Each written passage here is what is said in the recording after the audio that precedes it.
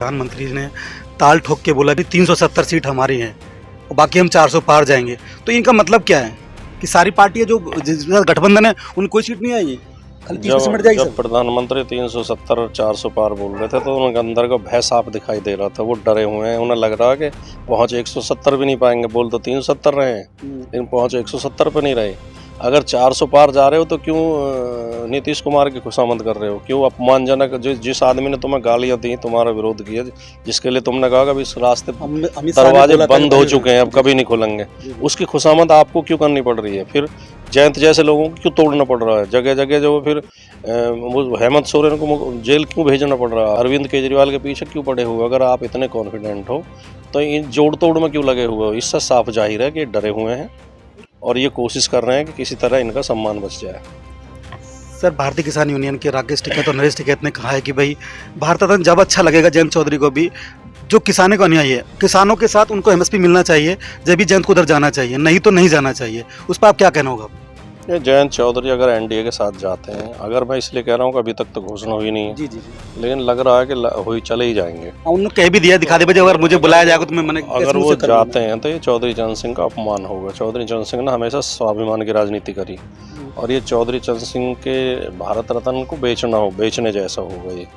ये बहुत गलत निर्णय होगा और इससे राकेश टिकैत ने मतलब कठोर जयंत चौधरी को बेशक थोड़ा लाभ मिल जाए, अभी फौरी लाभ, कि कोई मंत्री पद मिल जाए, लेकिन उसकी लंबी राजनीति के लिए बहुत नुकसानदायक होगा। वो कभी नेता नहीं बन पाएगा देश में।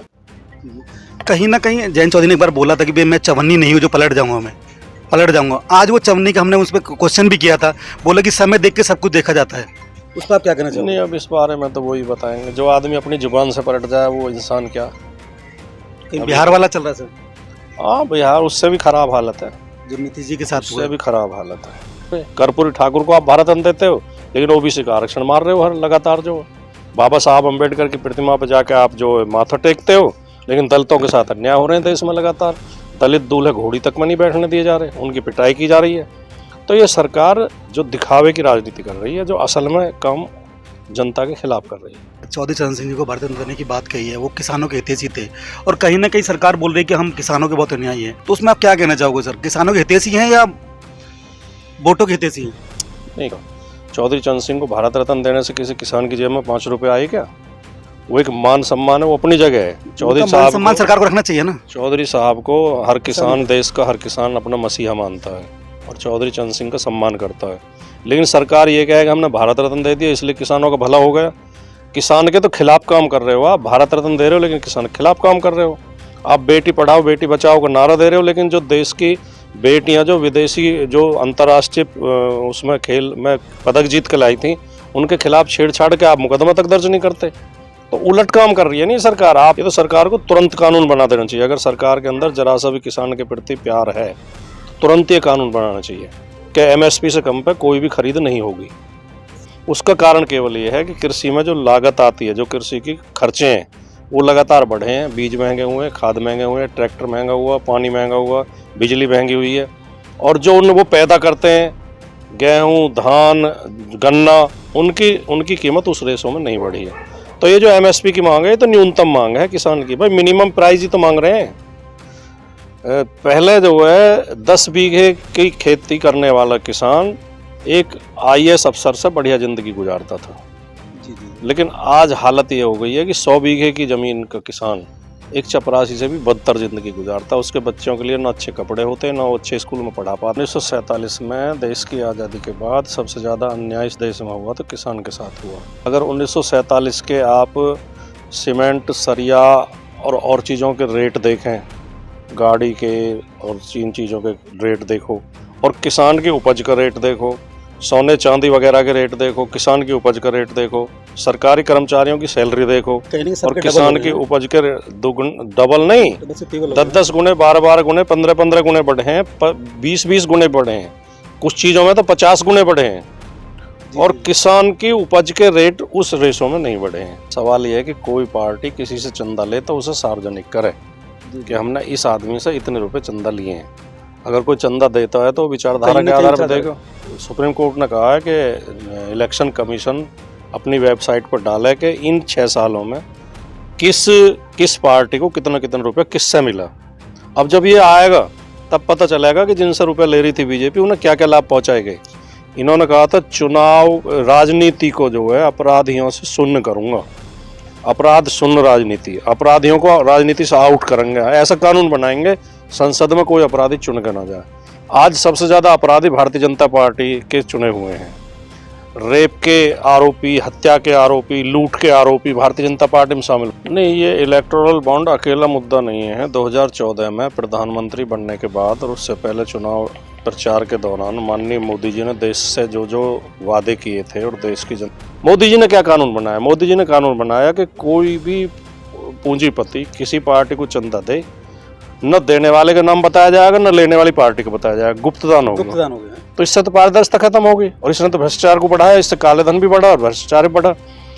अब ये तो मैं तो शुरू के दिन से इसके खिलाफ आवाज उठा रहा था, मैं लगातार चैनलों पर बोला हूँ। सुप्रीम कोर्ट ने बहुत ही सही, बहुत देरी से आया निर्णय, पूरे 6 साल के बाद आया। 2018 में लागू हुई थी, 24 में आके निर्णय आया। 6 साल तक देश ने एक असंवैधानिक व्यवस्था झेली। सुप्रीम कोर्ट ने कहा यह असंवैधानिक है, तो असंवैधानिक व्यवस्था मोदी जी ने चलाई 6 साल तक देश में, और उससे 2-4 करोड़ नहीं, उससे लगभग 14-15 हज़ार करोड़ रुपया भारतीय जनता पार्टी ने इकट्ठा किए। तो ये बहुत मोदी जी के लिए भी और भारतीय जनता पार्टी के लिए भी बहुत ज़्यादा शर्म की बात है और देश की जनता के लिए चिंता की बात है कि एक देश का प्रधानमंत्री ऐसी व्यवस्था चला रहा था।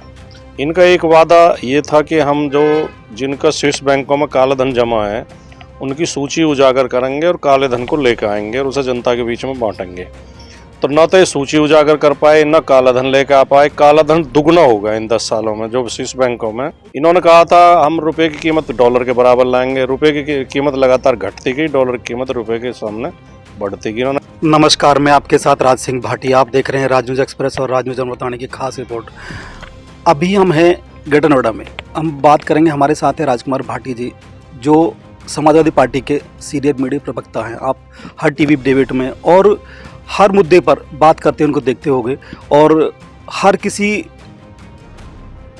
पॉइंट पे अपना जवाब बहुत अच्छे तरीके से देते हैं। आइए हम बात करते हैं और सर का स्वागत करेंगे।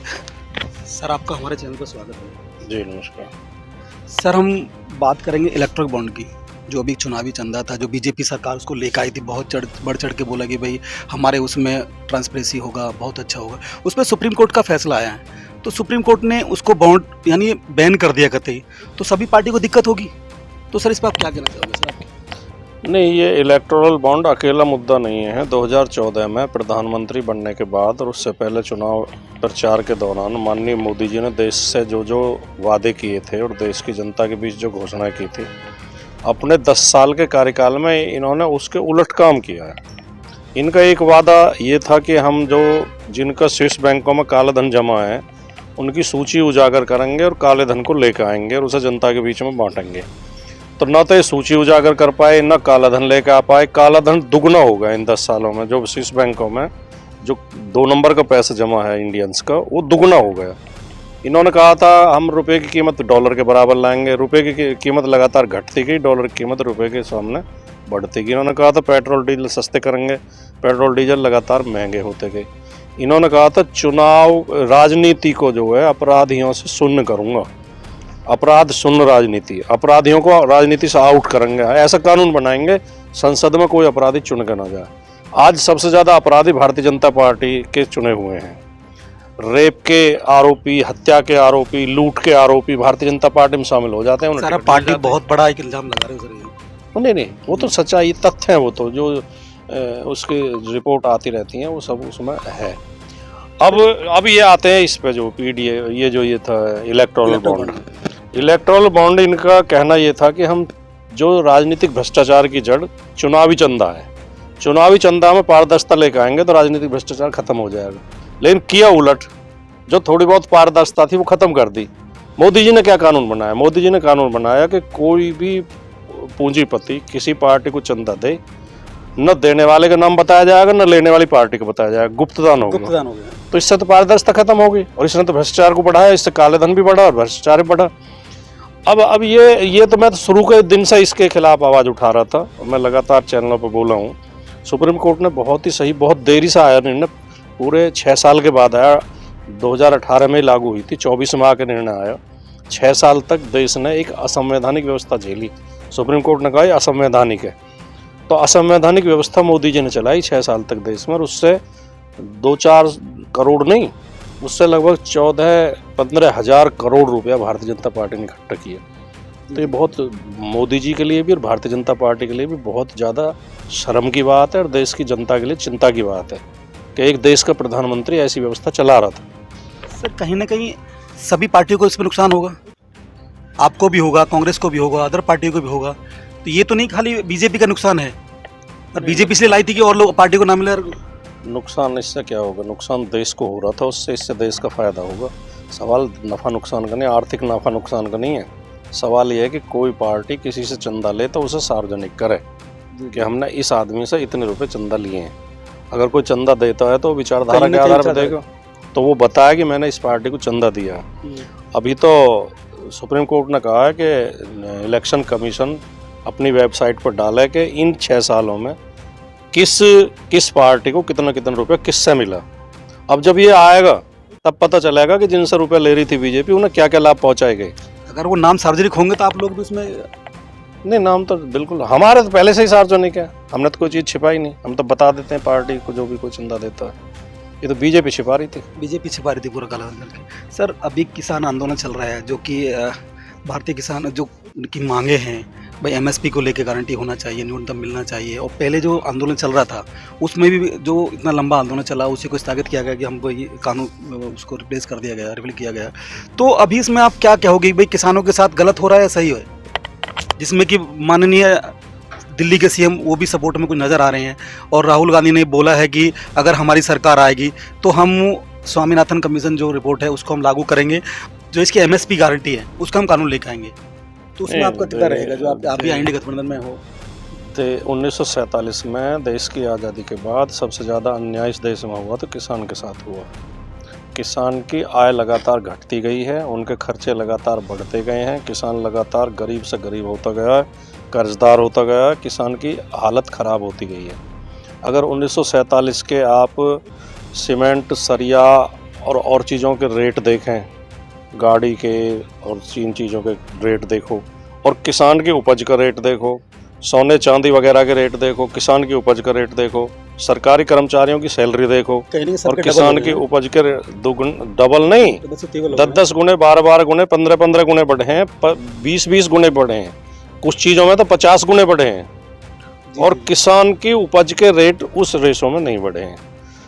पहले जो है 10 बीघे की खेती करने वाला किसान एक आईएएस अफसर से बढ़िया ज़िंदगी गुजारता था, लेकिन आज हालत ये हो गई है कि 100 बीघे की ज़मीन का किसान एक चपरासी से भी बदतर ज़िंदगी गुजारता। उसके बच्चों के लिए ना अच्छे कपड़े होते, ना वो अच्छे स्कूल में पढ़ा पाता बच्चे को, ना उनके भोजन की व्यवस्था होती, और किसान लगातार कर्जदार हो रहे हैं। उसका कारण केवल ये है कि कृषि में जो लागत आती है, जो कृषि की खर्चे हैं वो लगातार बढ़े हैं। बीज महंगे हुए, खाद महंगे हुए, ट्रैक्टर महंगा हुआ, पानी महंगा हुआ, बिजली महंगी हुई है, और जो वो पैदा करते हैं गेहूँ, धान, गन्ना, उनकी कीमत उस रेशों में नहीं बढ़ी है। तो ये जो एमएसपी की मांग है ये तो न्यूनतम मांग है किसान की। भाई मिनिमम प्राइस ही तो मांग रहे हैं, आपसे कुछ और ज़्यादा तो मैक्सिमम तो नहीं मांग रहे। ये तो सरकार को तुरंत कानून बना देना चाहिए। अगर सरकार के अंदर जरा सा भी किसान के प्रति प्यार है तो तुरंत ये कानून बनाना चाहिए कि एमएसपी से कम पे कोई भी खरीद नहीं होगी। सर किसान से प्यार है, चौधरी चरण सिंह जी को भारतीय जनता ने की बात कही है, वो किसानों के हितैषी थे, और कहीं ना कहीं सरकार बोल रही है कि हम किसानों के बहुत अन्यायी हैं, और उसमें भी आपके पार्टी के साथ गठबंधन भी है। तो उसमें आप क्या कहना चाहोगे सर, किसानों के हितैषी हैं या वोटों के हितैषी हैं? नहीं, किसी को भारत रत्न देने से या किसी के नाम को फोटो पर माला टांग देने से कोई जन कल्याण नहीं होता। ये तो प्रतीकात्मक सिंबॉलिक निर्णय है। ये तो चौधरी चरण सिंह को भारत रत्न देने से किसी किसान की जेब में 5 रुपये आए क्या? वो एक मान सम्मान है, वो अपनी जगह है। चौधरी साहब सम्मान सरकार को रखना चाहिए ना। चौधरी साहब को हर किसान, देश का हर किसान अपना मसीहा मानता है और चौधरी चरण सिंह का सम्मान करता है। लेकिन सरकार ये कहे कि हमने भारत रत्न दे दिया इसलिए किसानों का भला हो गया। किसान के तो खिलाफ काम कर रहे हो आप। भारत रत्न दे रहे हो लेकिन किसान के खिलाफ काम कर रहे हो। आप बेटी पढ़ाओ बेटी बचाओ का नारा दे रहे हो, लेकिन जो देश की बेटियां जो विदेशी जो अंतर्राष्ट्रीय उसमें खेल में पदक जीत के लाई थी उनके खिलाफ छेड़छाड़ के आप मुकदमा तक दर्ज नहीं करते। तो उलट काम कर रही है नहीं सरकार। आप जो है उन्हें देते हो पुरस्कार टीचर्स को, लेकिन पढ़ाई बर्बाद हो रही है, स्कूलों में एडमिशन नहीं हो रहे। कर्पूरी ठाकुर को आप भारत रत्न देते हो, लेकिन ओबीसी का आरक्षण मार रहे हो हर लगातार। जो बाबा साहब अम्बेडकर की प्रतिमा पर जाके आप जो माथा टेकते हो, लेकिन दलितों के साथ अन्याय हो रहे हैं देश में लगातार। दलित दूल्हे घोड़ी तक में नहीं बैठने दिए जा रहे, उनकी पिटाई की जा रही है। तो ये सरकार जो दिखावे की राजनीति कर रही है, जो असल में काम जनता के खिलाफ कर रही है। पीडीए की मीटिंग में थे, जो सम्मेलन था, उसमें आपने बोला था कि अगर पूजा 10 मिनट से ज़्यादा होती है तो कहीं ना कहीं दूसरा रूप ले लेती है। वो मतलब क्या है सर उसका? ये अदम गौंडवी देश के बहुत बड़े शायर हुए हैं, जनवादी शायर थे। उनकी प्रसिद्ध गजल है कि जब 10 मिनट की पूजा में घंटा गुजार दें, समझो कोई गरीब फंसा है शिकार में।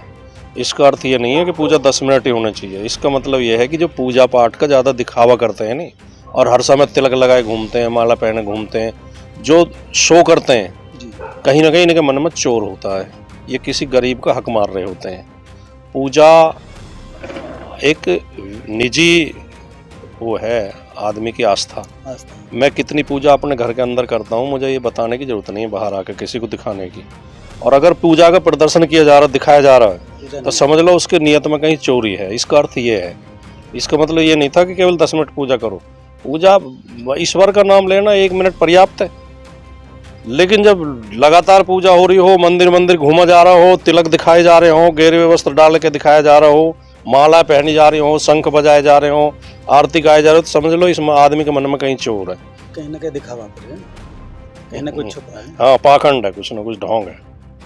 सर 2024 के इलेक्शन को लेकर आईएन गठबंधन में कुछ ना कुछ दरारें पड़ती जा रही हैं, तो इसके आप क्या कहोगे? गठबंधन कितना मजबूत है और क्या होगा सर इसमें?